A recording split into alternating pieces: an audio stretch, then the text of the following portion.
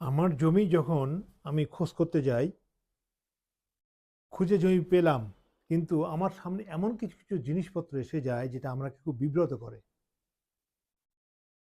যিনি দখলদার আছেন তাকে জিজ্ঞেস করলাম, ভাই আপনি কিসের জন্য দখলে আছেন? বলছে, তো আমার কাছে দলিল আছে।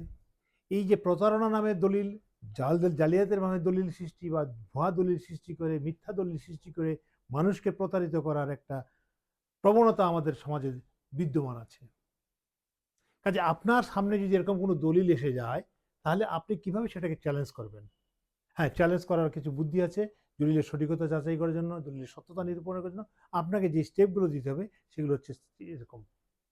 নতুন যদি দলিল দেখেন যে দলিলটা নতুন, তাহলে উপজেলা sub registry office certificate copy সংগ্রহ করবেন।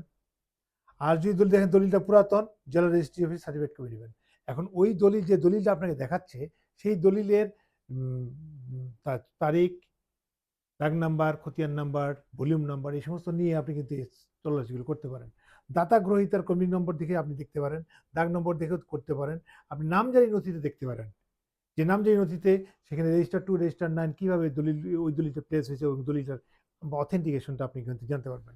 সর্বশেষ আপনি সেটেলমেন্ট অফিসে রেকর্ড করার ক্ষেত্রে যে বিষয়টি ঘটে, রেকর্ড ক্ষেত্রে কোন দলিল সাবমিট করছে সেটাও দেখতে পারবেন। এইভাবে আপনি আপনার দলিলের সঠিকতা নিরূপণ করতে পারবেন। ধন্যবাদ।